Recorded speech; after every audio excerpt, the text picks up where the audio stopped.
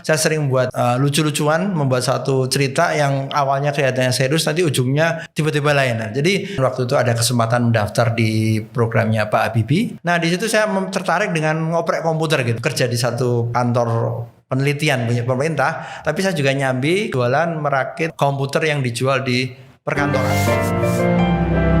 Jumpa lagi di Suhu Talk bersama saya, beliau Bapak Surahyo Sumarsono. Selamat datang Pak Surahyo. Ya, beliau ini akrab dipanggil Pak Yayo ya. Beliau ini seorang akademisi, praktisi di bidang teknologi informasi. Kalau bicara kepakarannya, beliau ini bisa dibilang sangat senior ya. Latar belakang pendidikannya juga sangat menarik karena beliau ini mengambil pendidikan rata-rata di luar negeri semua. Bukan rata-rata semuanya ya Pak ya. S1-nya di Jepang, kemudian S2-nya atau gelar masternya di Australia, kemudian saat ini masih mengambil gelar doktoral di Belanda, benar ya Pak ya? Ya. Kemudian ketika dibilang praktisi, beliau ini juga pernah menjabat sebagai salah satu direktur di perusahaan IT. Nah, disitulah saya mengenal dekat dengan beliau. Beliau juga punya perusahaan di jasa consulting juga di bidang teknologi informasi. Beliau ini sebagai seorang ataupun tenaga ahli ya Pak ya, tenaga ahli di Kemenkes. Di bidang telemedicine. Kalau bicara masalah kepakaran ya bisa dikatakan suhu lah beliau, suhunya di bidang teknologi informasi gitu. Pasti tidak diragukan lagi gitu ya. Namun ada yang menarik, bisa kita tiru bersama-sama, beliau ini sangat humble gitu ya. Juga beliau ini suka bergaul gitu. Tentunya dengan hobi-hobinya, suka traveling, kemudian suka kuliner. Dan yang menarik, status-statusnya kali ini Pak di media sosial tuh Pak ya. Bapak ini suka bikin status yang GJ, ambiar, jelas gitu ya. Secara Bapak ini seorang akademisi ataupun praktisi, biasanya tuh suka jaim. Nah, beliau ini enggak ini ya. Mungkin saya enggak tanya yang tadi Pak, saya tanya yang ini Pak. Jadi ceritakan Pak. Baik, terima kasih sekali pada Mas Isnen telah memberikan kesempatan saya untuk ngobrol bareng di acara yang santai ini. Tapi juga saya yakin juga memberikan mungkin pemahaman baru buat para pendengar dan pemirsa semua gitu ya. Terima kasih juga tadi sudah disebutin macam-macam ya. Betul, saya mengenal Mas Isnen cukup lama dari tahun 2009 dan alhamdulillah sangat bahagia sekali. Mas Isnen juga berkembang dengan bagus dan pesat sekali di dunia TI juga. Jadi saya bangga karena regenerasinya berjalan dengan baik gitu ya. Tadi sudah disebutkan, betul saya memang kalau secara profesi ada di bidang teknologi informasi, tapi di lain pihak juga tadi Mas Dina menyebutkan di bagian terakhir tentang hal-hal yang sifatnya GJ atau enggak jelas, ambiar atau receh gitu ya. Itu sebenarnya ada sejarahnya Mas Dina. Jadi dulu kalau di sosial media atau di internet saya punya blog yang serius, saya punya akun di LinkedIn yang juga serius. Di Facebook di awal-awal juga saya mungkin membuat ya tentang artikel-artikel waktu zamannya masih menjabat direktur di satu perusahaan IT yang lama ya. Ya waktu saya mengenal Mas Isnen, itu saya banyak bikin artikel TI, kemudian dimuat di surat kabar dan lain. Tapi dalam perkembangannya di tahun 2014 pada waktu terjadi Pilpres itu kan suasana menjadi tidak nyaman. Saya mencoba membuat semacam keseimbangan, membuat semacam konten yang membuat orang lebih happy, lebih nikmat, lebih nyaman karena isinya orang saling menghujat, hate speech ya dan segala macam hal, sehingga disitulah lahir ide saya untuk membuat, awalnya saya buat namanya status atau konten-konten GJ atau enggak jelas gitu ya. Ada sejarahnya. Dan ternyata itu banyak peminatnya. Jadi ada banyak yang menjabri, Pak atau Mas kalau yang dengar dengan saya, tolong diperbanyak lagi konten seperti itu karena kami sudah merasa nggak nyaman dengan konten-konten yang sifatnya mungkin politik, agama dan lain-lain, sehingga saya mencoba membuat itu. Walaupun sepele sepertinya hanya guyonan, tapi di balik itu sebenarnya saya banyak menyisipkan pesan-pesan gitu ya.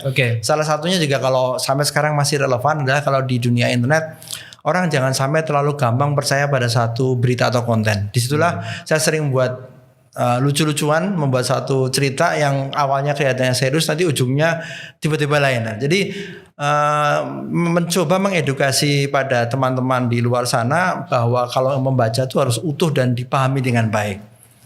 Nah, akhir-akhir ini juga adanya pandemi di mana orang banyak merasakan mungkin kegalauan, ketidaknyamanan, kesedihan gitu ya. Dan kebetulan sekarang lagi ngetren almarhum Mas Didi Kempot ya dengan konsep sobat ambiar, saya buatlah status ambiar atau receh gitu. Tapi sekali lagi jangan dilihat hanya lucunya, di balik itu kadang-kadang ada pesan tertentu yang saya sisipkan Walaupun mungkin belum tentu semua orang paham ya, tapi nggak apa-apa, yang penting di situlah supaya keseimbangan. Nah, kemudian tentang tadi sebutkan fotografi, betul, saya juga senang fotografi karena di sini mencapai keseimbangan juga di ibaratnya otak kanan dan kiri gitu ya. Kalau kita serius di bidang TI untuk mengajar, untuk pekerjaan sebagai praktisi, di sisi lain saya harus menyeimbangkan dengan hal yang sifatnya seni, yang art. Nah, disitulah fotografi saya jadikan sebagai pelampiasan untuk mempertajam rasa, kalau bahasa Jawa rasa saya, untuk memahami keindahan alam seperti apa dan segala macam, saya tuangkan dalam bentuk gambar yang melalui media kamera. Untungnya juga saya tadi sebutkan masih senang traveling, kami sekeluarga sangat sering melakukan perjalanan karena di situ kami banyak belajar hal baru. Terutama saya kenapa senang traveling karena ingin mengajak anak-anak untuk memberikan pemahaman. Hidup itu tidak selalu nyaman, di rumah mungkin nyaman, begitu kita di luar ketemu hal-hal yang sulit yang harus kita selesaikan waktu itu, dan itu banyak pelajaran baru juga. Plus tentunya kebetulan kami berempat senang makan. Nah, jadi kayaknya kuliner ya. Lagi ini Pak ya, punya apa namanya mainan baru ya. Betul. Nah, ini kebetulan masa-masa. Saya ingat waktu perusahaan dulu, waktu sama Mas Isnen juga kita sering dulu traveling keluar kota, kita pasti nyobain warung-warung yang unik gitu ya, yang tradisional. Nah, kebetulan akhir-akhir ini istri dan anak juga karena adanya pandemi harus banyak di rumah, mereka membuat usaha untuk membuat makaroni, rasanya dan lain-lain, dan ternyata cukup sukses juga. Sukses juga ya. Nah, jadi itu artinya bahwa dalam hidup itu banyak hal yang harus kita seimbangkan gitu ya. Oke, monggo Mas. Inspirasi dari beliau, hidup itu harus seimbang gitu ya. Ojo tegang, sing santai wae. Wis pokoknya ambiar apa-apa yang penting bisa menghibur gitu. Jadi yang menarik, beliau ini tadi menyampaikan bahwa di status-statusnya beliau ini ada memberikan pesan atau pendidikan bagi kita semua gitu ya. Oke Pak, jadi lanjut ini Pak, tadi sudah kita ngobrol santai, sekarang kita yang serius juga ini Pak. Siap. Tadi saya sudah sebutkan beberapa karir Bapak gitu ya, mungkin bisa diceritakan Pak. Jadi sebenarnya ini perjalanannya panjang juga ini.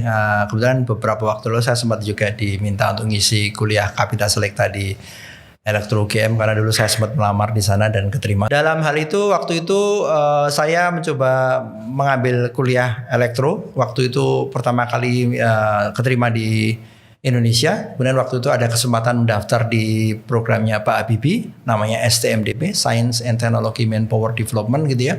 Di mana itu memberikan beasiswa S1 untuk para lulusan SMA di berbagai negara gitu. Jadi akhirnya saya mencoba melamar ke situ, alhamdulillah diterima dan saya berangkat untuk mengambil kuliah S1 di Teknik Elektro di Jepang, di kampusnya di Murorang Institute of Technology gitu ya. Nah, di sana awalnya seperti biasa belajar elektro, tapi dalam perkembangannya menarik karena di Jepang sendiri waktu itu kita tahu bahwa Jepang tuh unik dengan sistem yang spesifik juga gitu ya.